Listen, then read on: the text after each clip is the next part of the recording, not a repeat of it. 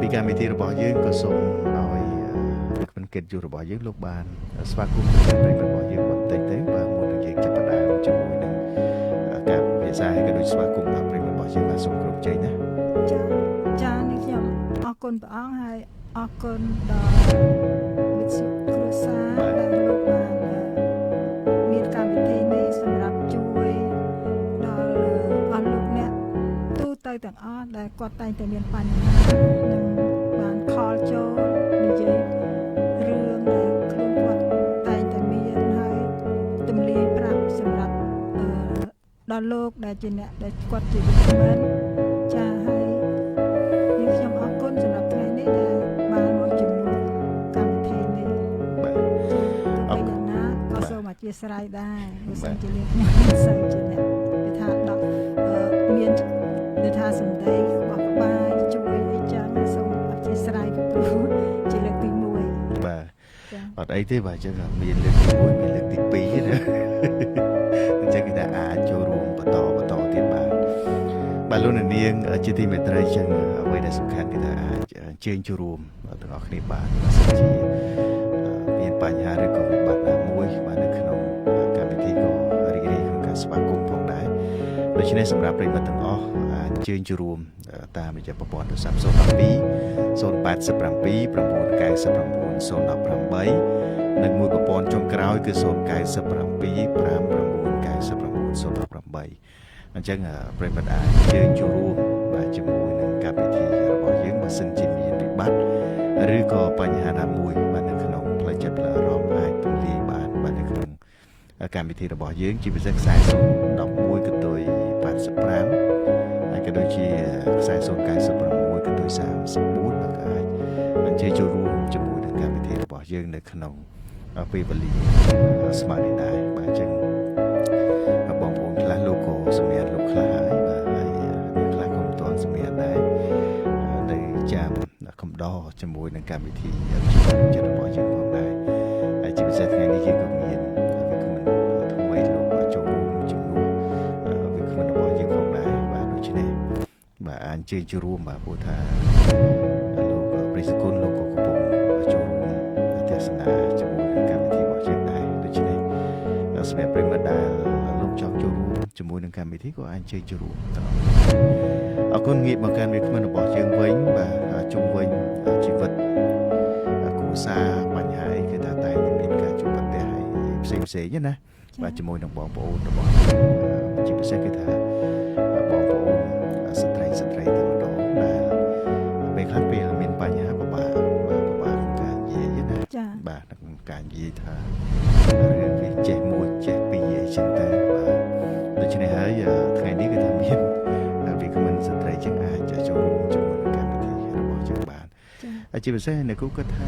បងប្អូនស្ត្រីរបស់យើងបើសិនជាមានបញ្ហាគួរតែនិយាយចេញឬក៏យើងគួរតែទុកបញ្ហានេះមិននិយាយស្ដីអីណាព្រោះថាស្ត្រីវាខ្លះមិនចូលចិត្តនិយាយប្រមាថទេបាទចាជាបទពិសោធន៍ខ្ញុំគិតថារឿងអីក៏ដោយបើសិនជាយើងលាក់ទុកបញ្ហាហ្នឹងវាធ្វើឲ្យយើងគិតដល់ពេលច្រើនទៅអាចគិតខ្លីអញ្ចឹងហើយវាថាពេលមានរឿងអីអញ្ចឹងកុំនៅតែឯងឲ្យសោះចាគឺកុំនៅតែឯងយើងគួរតែថ្លែងពីទុកយើងនឹងទៅប្រាប់អ្នកណាម្នាក់មិត្តភ័ក្តិស្និទ្ធស្នាលឬក៏ក្រុមគ្រួសារយើងបងប្អូនសាច់ញាតិអីចឹងយើងអត់អាចយើងកុំនៅម្នាក់ឯងឲ្យសោះពីព្រោះវានឹងធ្វើឲ្យយើងមានបញ្ហាកាន់តែធំអញ្ចឹងយើងគួរតែស្រាយហើយនឹងប្រាប់ទៅគេដើម្បីប្រាប់អ្នកដែលមិត្តភ័ក្តិចិត្តស្និទ្ធឬក៏អ្នកណាម្នាក់ក៏បានឲ្យតែយើងគិតថាគាត់ជាអ្នកម្នាក់ដែលធ្វើឲ្យយើងអាចប្រាប់គាត់បានអញ្ចឹងណាអរគុណច្រើនអញ្ចឹងជាយោបល់គឺថាត្រូវតែនិយាយរឿងនេះចាយើងត្រូវតែពីព្រោះថាគ្មានអីជាអាចបានទេលោកនេះមុនក្រោយគង់តែគេដឹងអញ្ចឹងណាចាមុនក្រោយគង់តែគេដឹងអញ្ចឹងយើងថ្លែងបន្ទុកយើងប្រាប់គេទៅដើម្បីឲ្យយើងទ្រូធូរដើមទ្រូងអញ្ចឹងណាបាទគ្មានអីអាចកំបាំងទេអញ្ចឹងឲ្យអ្នកគូបានបញ្ជាក់បន្តិចព្រោះថាស្ត្រីគាត់ចូលចិត្តនិយាយពេលដែលមានបញ្ហាដូចជាអ្នកគូអញ្ចឹងជាស្ត្រីដែលមិនដឹងធ្លាប់ជួបប្រទះឬក៏មិនទេពេលដែលមានបញ្ហាគាត់ចូលចិត្តនិយាយរឿងគាត់ទៅកាន់ ម្នាក់អីចឹងនេះគឺជាលក្ខណៈរបស់ស្ត្រីឬក៏ពេលខ្លះជាបញ្ហាខ្លះដែលហាក់បីដូចជាគៀបសង្កត់ផ្លូវចិត្តគាត់អីចឹងចាខ្ញុំសូមជំរាបថាចាពេលខ្លះដូចរបៀបថាស្ត្រីយើងភាគច្រើនមានការខ្មាស់អៀនអត់ចង់ឲ្យបញ្ហាខ្លួនជើងហ្នឹងទៅឲ្យគេដឹងឮម្យ៉ាងគិតថាខ្មាស់គេបើយើងប្រាប់គេទៅបើគេជាមនុស្សល្អទៅមិនអីលោកប្រាប់គេទៅគេយកទៅនិយាយគេទៅខ្ចល់ខ្ចាយហើយនិយាយទៅនាំឲ្យតែក្នុងគ្រួសារយើងហ្នឹងកាន់តែមានបញ្ហាធំឡើងហើយអាវិបត្តិនៅក្នុងគ្រួសារយើងហ្នឹងវាលឺដល់គេអញ្ចឹងទៅខ្មាស់គេអញ្ចឹងហើយភាគ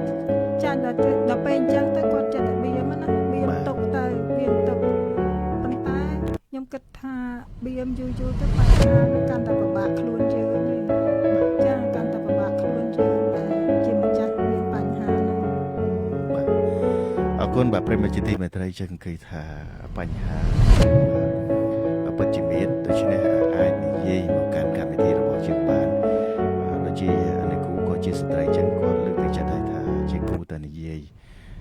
ទោះជាយើងមានការខ្មាស់អៀនមិនចង់និយាយរឿងរ៉ាវរបស់យើងទៅកាន់អ្នកណាក៏ដោយគាត់ថាគួរតែនិយាយបើសិននិយាយយើងអាចធូរមិនចឹងចាតែបើយើងនិយាយគឺអ្វីគឺបើកចំហឲ្យយើងធូរទៀតហើយសុបាយចិត្តណាចាយើងវាសុបាយចិត្តអូនសុភ័ក្រយើងព្រោះយើងបានទម្លាយការពិតពីក្នុងដួងចិត្តយើងហ្នឹងទៅប្រាប់ម្នាក់ទៀតណាយើងធូរចិត្តខ្លាំងមែនតើអញ្ចឹងបងខ្ញុំសូមខំថាលើកទឹកចិត្តមានបញ្ហាអីក៏ដោយកុំលាក់ឲ្យសោះ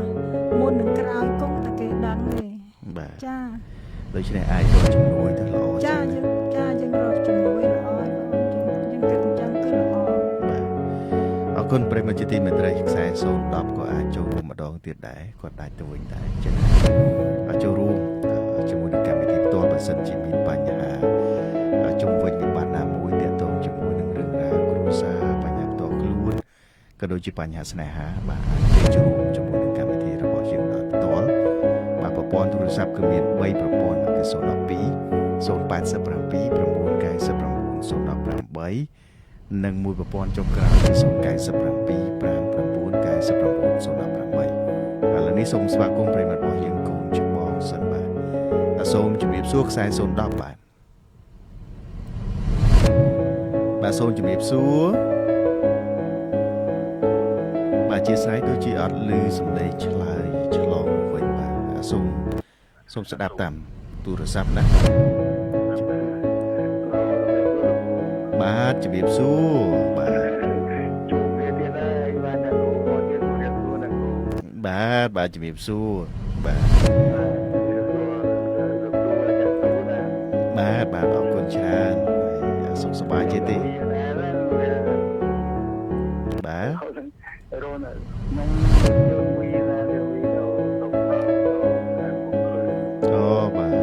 ស្គាល់ហើយ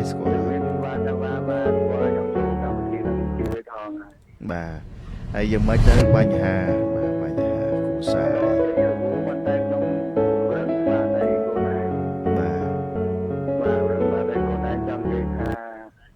គេទៅណាស់ទៅតែអ្វីដែលលោកបានគឺសម្រាប់លោកមានបញ្ហាដែលថាយើងជាពាក់វគ្គវិនលុយកាត្រូវហើយបើយ៉ាងទេចូលដល់ដែរខ្ញុំដែរខ្ញុំដែរកាត់ឈឹងអញ្ចឹងឥឡូវនេះនៅស្រុកកំណើតឬក៏មកពេញដែរ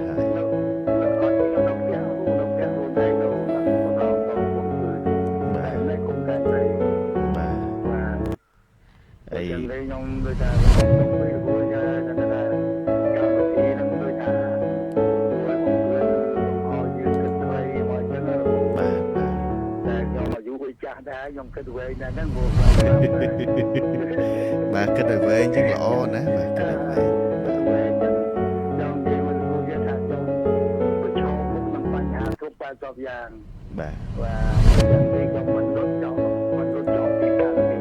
បាទប្រឈមមុខណាប្រឈមមុខអត់យ៉ាងតែអត់យ៉ាងយើង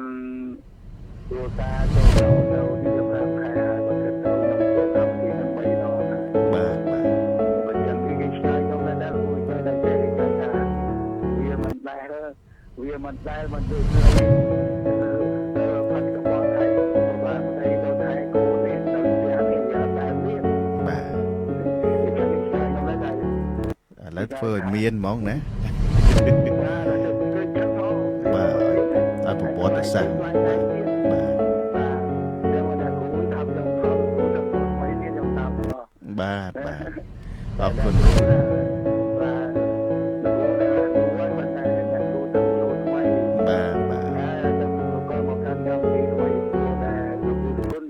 បាទចំនួនប្រហែលជា2ថ្ងៃទេបាទ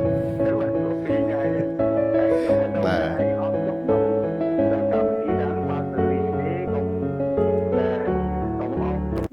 ចឹងលោកគ្រូចឹងទៅខ្ញុំខ្ញុំតែមកខំអត់ទុកតែឯងទេទៅទៀតហើយក៏តែបើចឹងបញ្ហានៅវិញខ្ញុំមិននិយាយយើងមានបញ្ហាហើយគូតាវាចឹងហើយទៅលោកទៅវិញលើកឡើងទៅទៅឡើងទៅឡើងណាបើចឹងខ្ញុំមកតារត់ទេគ្រូខ្ញុំមកតារត់ចឹងខ្ញុំ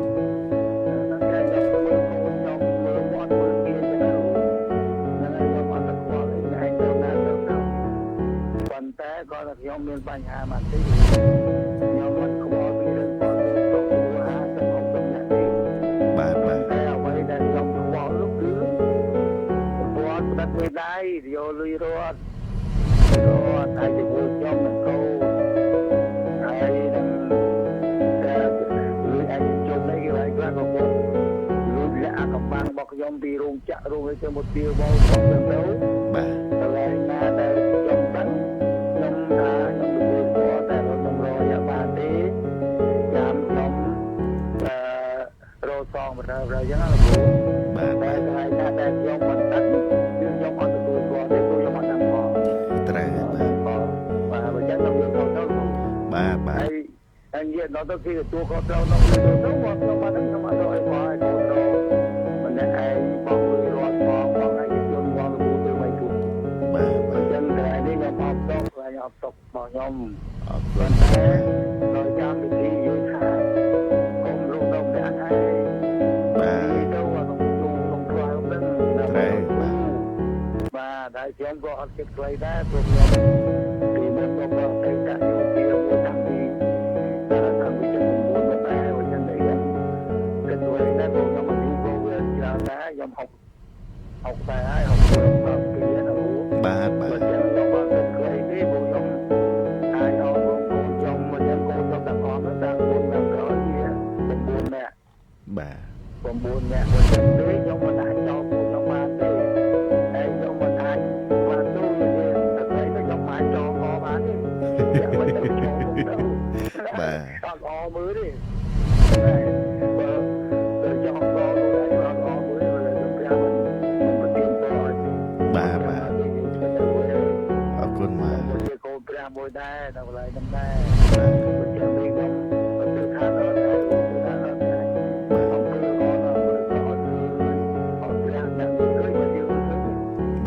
ឃើញដែរតែគាត់ថា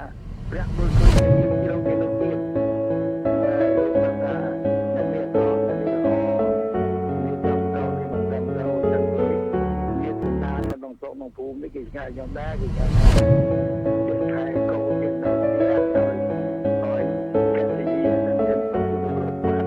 បាទបាទខ្ញុំថាខ្ញុំកម្មវិធីខ្ញុំមិនមានអីទេលោកគ្រូខ្ញុំអរគុណបាទគ្រូវីបាទបាទ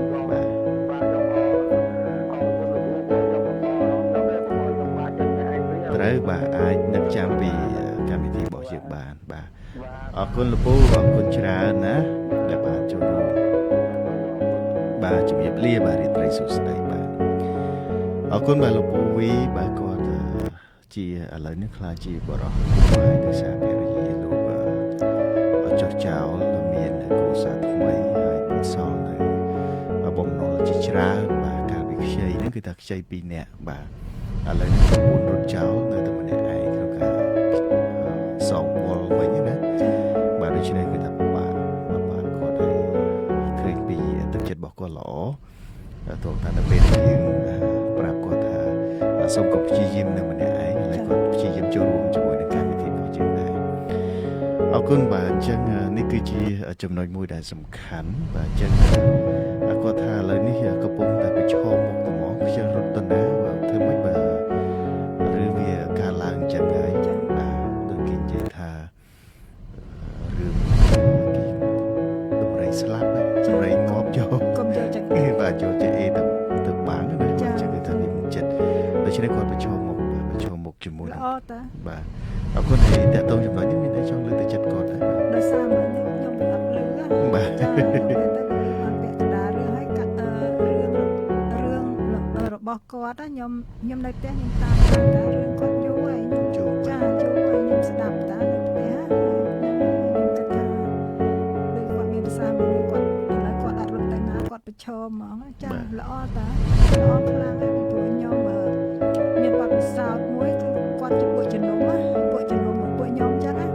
គាត់ជាពាក់គេច្រើនប៉ុន្តែគាត់អត់រត់ទៅណាគាត់ប្រឈមនៅណា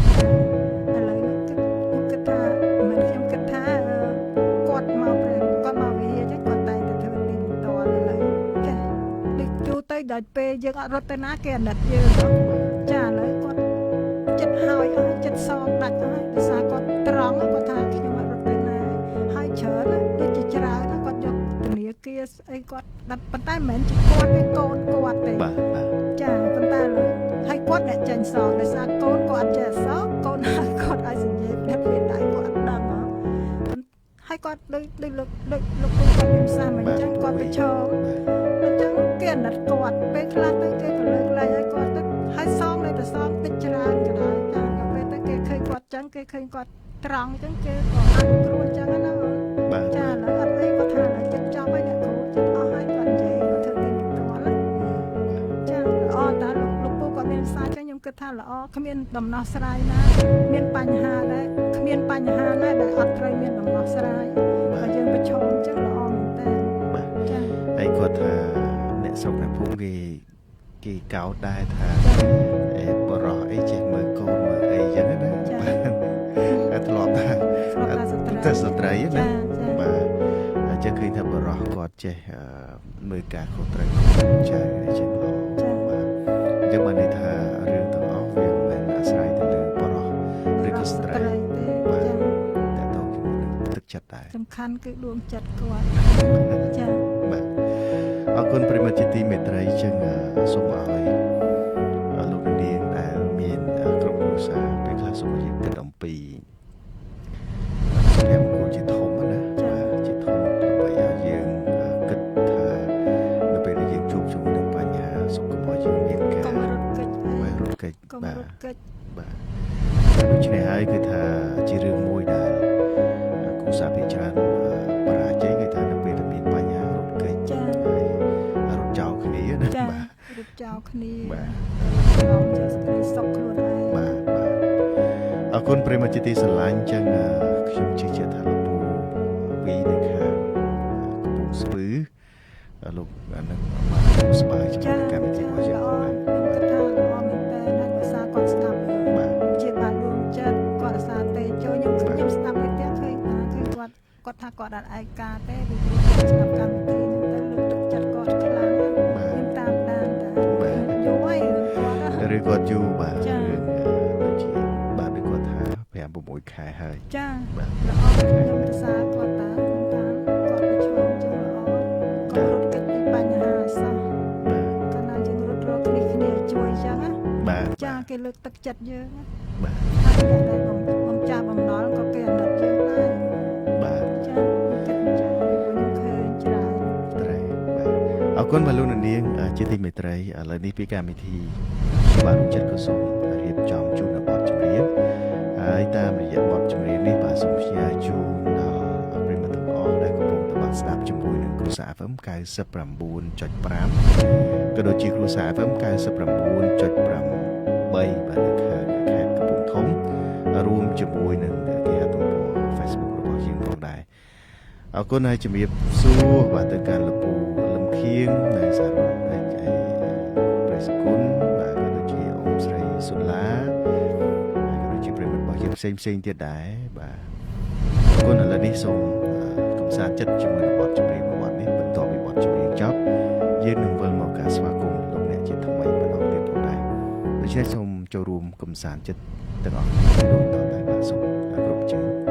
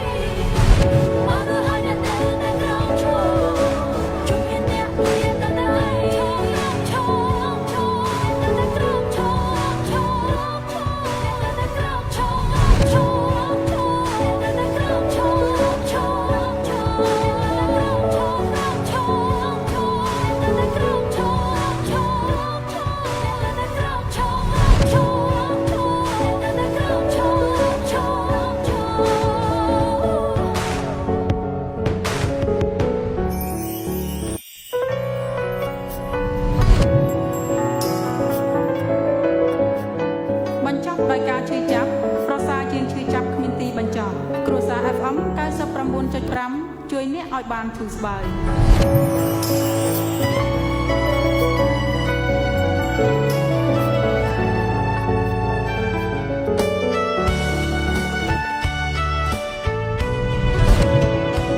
សប្បាយច្រើនកើតអាយុគ្រួសារ FM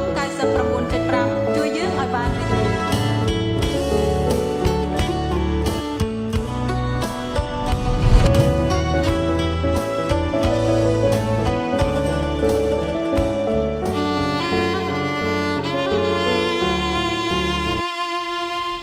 ជាសម្ដីរបស់លោកនិចដែលលោកបាននិយាយថាកុំធ្វើអ្វីដែលអ្នកចង់ធ្វើតែត្រូវធ្វើអ្វីដែលអ្នកអាចធ្វើបានវិញ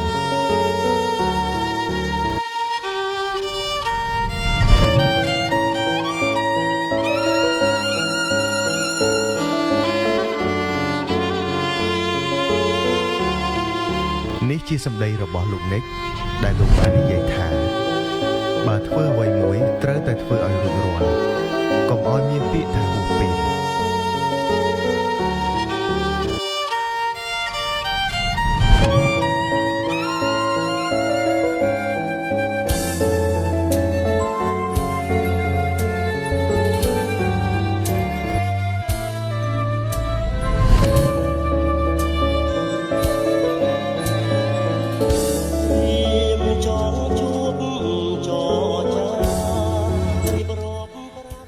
អរគុណច្រើនមកវិលជួបគ្នាសារជាថ្មីបាទក្រោយពីកំសាន្តចិត្តជាមួយនឹងបទចម្រៀងបាទមួយបទដែលមានអត្ថន័យថាក្រោកឈរនេះគឺជាអត្ថន័យមួយដែលលើកទឹកចិត្តដល់បងប្អូនទាំងអស់ដែលកំពុងតែមានបញ្ហាឬក៏វិបត្តិណាមួយនៅពេលដែលយើងមានបញ្ហាសូមឲ្យយើងក្រោកឈរហើយប្រឈមមុខដោះស្រាយបាទទោះជាត្រូវការប្រើប្រាស់ពេលវេលាយូរឬក៏ឆាប់យ៉ាងណាក៏ដោយក៏ប៉ុន្តែសូមឲ្យយើងនៅតែបន្តតស៊ូនៅក្នុងការដោះស្រាយបញ្ហាទាំងអស់នោះផងដែរដូច្នេះសម្រាប់ប្រិយមិត្តដែលកំពុងតាមដានស្ដាប់ជាមួយនឹងកម្មវិធីព្យាបាលបើសិនជាប្រិយមិត្តចង់ចូលរួមជាមួយនឹងកម្មវិធីបាទអាចជើញចូលរួមបានតាមរយៈប្រព័ន្ធទូរស័ព្ទ012 087 999 018និងមួយប្រព័ន្ធចុងក្រោយគឺ097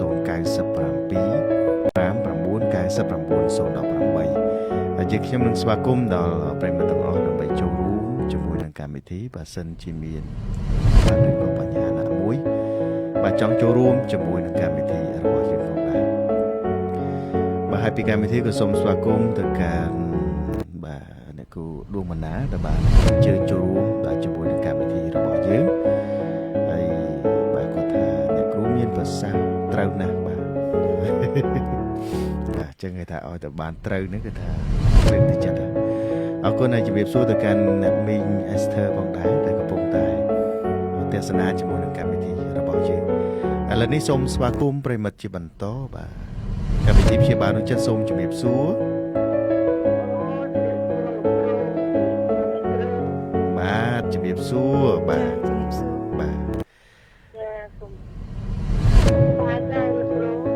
បាទសូមបាទសុខសប្បាយបាទសុខសប្បាយជាទេហើយខាងបងវិញសុខសប្បាយទេបាទ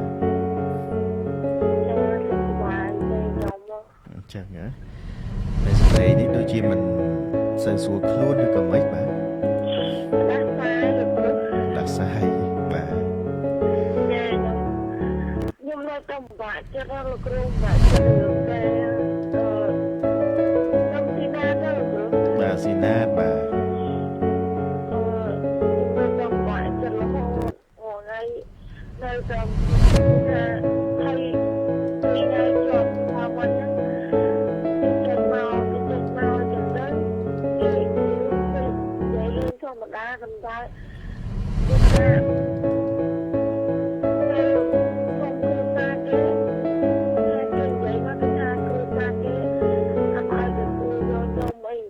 ហើយទៅយើងទៅឲ្យយកក៏អត់ទៅឲ្យយកបងប្អូនទៀតហើយខ្ញុំទៅគាត់មិនទៅខ្ញុំគាត់ឲ្យយកបែរយកខ្ញុំទៅឲ្យទៅពេលដល់ថ្នាក់ខ្ញុំមានកូនមានអីហើយបងចាក់ទៅទៅទៅពីមួយទៅពេលរួចការបានហើយបានកូនទៅឡើង5ឆ្នាំដល់ពេលឥឡូវខ្ញុំបាត់បងកូនទៅលើពេល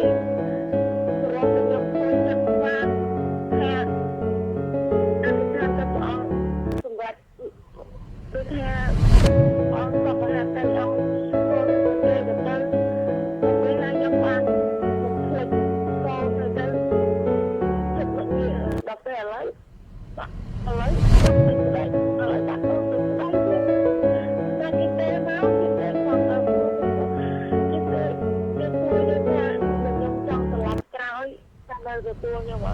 ខ្ញុំទទួលដៃពេញហើយហើយខ្ញុំមកជឿនឹងតែល្អមួយ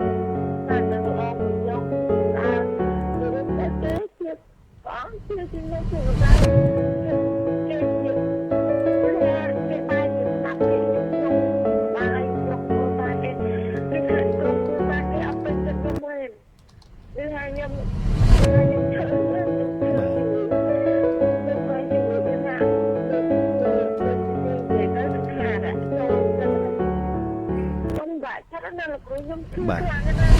តាំងពីកូន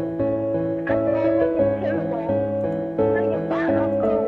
បាទខ្ញុំក៏អត់ជឿព្រះអង្គទេប៉ុន្តែខ្ញុំនៅតែអធិដ្ឋានដល់ខ្ញុំហើយគាត់នៅតែប្រសេគាត់នៅតែអធិដ្ឋានហើយខ្ញុំមិនយល់ថាថ្ងៃនេះឯងគាត់មើលខ្ញុំរហូតតែម្ដងមកខ្ញុំថាមិនដឹងជាហេតុអីបានគេគាត់ដាក់សម្លេងខ្ញុំក៏បងប្អូនខ្ញុំចោល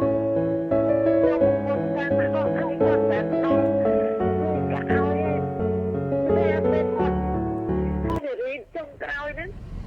និយាយតែគាត់គាត់ផ្ដោតឲ្យគេមិនខែ100គឺឯងខ្ញុំវិញអត់មានទេផ្ដោតឲ្យគាត់តែជីឡានទៅជួបគាត់កំរោរ៉ាគាត់លោកគាត់មិនជារឿងណាមិនស្រីមិនស្រឡាញ់ណាប្រពន្ធមិនស្រឡាញ់គេមិនរួមជាមួយអត់សិនជាគេគិតវិចគាត់អត់ទៅកំរោរ៉ាគេមិនខ្លាចហើយគេមិនទៅរួមទៅជាមួយគាត់គេខ្ញុំនៅតែបានគាត់ហើយនៅតែលើកឡើងគាត់ ហើយឥឡូវនេះគាត់នៅខេត្តណាឬក៏ស្រុកណាឥឡូវនេះ ណាក៏ពុកខំទៅគ្រូ ហើយបងនៅពេញទេ អឺ ឥឡូវបង ខ្ញុំទៅនៅហើយនៅខាងក្នុងទេ ខ្ញុំបសិទ្ធទេ ចាហើយនិយាយទៅពេលប្រពន្ធវាតែទៅមានខំហើយព្រោះពេលខ្ញុំមើលឃើញប្រពន្ធខ្ញុំពេលដែលខ្ញុំខំគាត់ទៅខ្ញុំរត់មកមកពេលខំរត់ឡើងមកខ្ញុំអត់មានដែរគេមានទៅលើខាងគាត់គ្រប់គ្រងបានគាត់អត់ពេញចិត្តទេវាថាក្រុមគ្រួសារគាត់ជាជឿទេតែខ្ញុំមិនឃើញតែលុយទេពេលខ្ញុំមានលុយឲ្យគាត់ថារឿងទៅយើងល្អហើយតែយើងអត់មានគឺតែយើងអត់មានថវិកាខ្ញុំហើយខ្ញុំឥឡូវចេះបងស៊ីណាតតាក់ទងជាមួយនឹងរឿងរបស់បងបងអូនណាបងស៊ីណាបាទឥឡូវចេះរឿងរបស់បងអូនយើងបានដឹងខ្លះហើយតាក់ទងជាមួយនឹងប្តីដែលគាត់ឥឡូវនេះគាត់កំពុងតែមានគម្រោងចង់បាននារីថ្មីមួយទៀតណាបាទ អត់បានរួមគ្នាទៅតែរីនឹងទៅបាទ តែគាត់បានអីគាត់អត់គេនិយាយលោកគាត់និយាយថាគេថាគេពិបាកគាត់ផ្ដល់លុយទៅដល់សម្រាប់ខ្ញុំមិនបានបើគាត់លងទៅខាងបើគាត់ខាងស្ត្រីនោះហើយធ្វើមិនគាត់មានគេហៅថាចិត្តសម្រាប់យើងណាបាទចិត្តសម្រាប់យើងវានៅសល់បន្តិចទេបាទគេថាចិត្តសម្រាប់នារីផ្សេងនេះវាចូល90% ហើយបាទបើតាមតំណើតំណងមើលទៅបាទគេឲ្យទៅខាងនោះ100ហើយផ្ញើមកយើងគាត់មកជិះឡាន 3 4 10រៀលអញ្ចឹងបានន័យថាគេខ្លាំងមែនទេឥឡូវអ្វីដែលជាការសំណោះសំណោកឬក៏មើលឃើញតាណាដែលប្តីរបស់ប្អូននៅល្អដែលធ្វើឲ្យយើងហាក់បីដូចជានៅចាប់អារម្មណ៍ដកចិត្តមិនបានពីប្តីរបស់ប្អូនណា គឺគាត់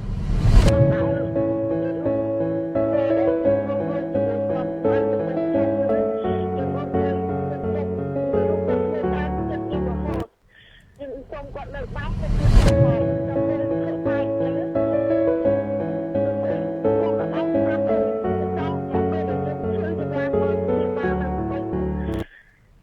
តាំងពីនឹងមក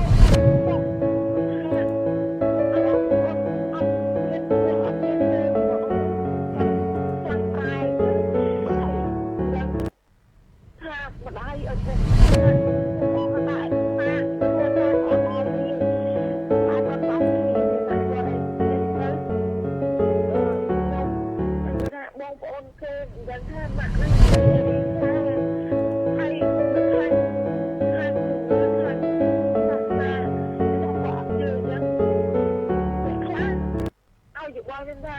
តែ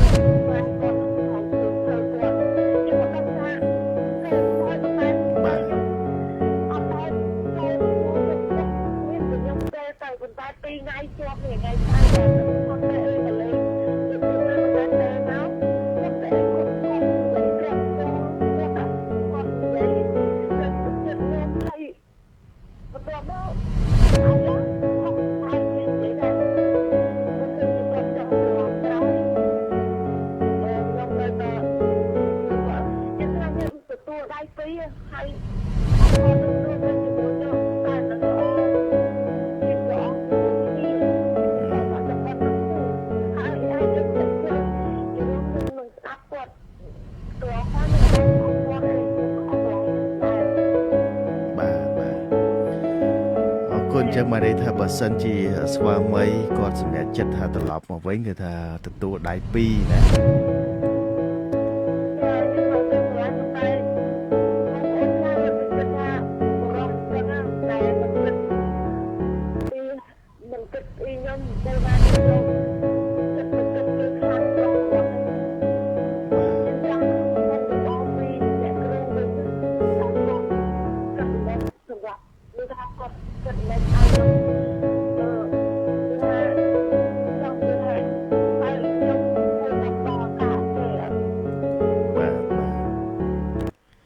អរគុណបាទឥឡូវនេះគឺថា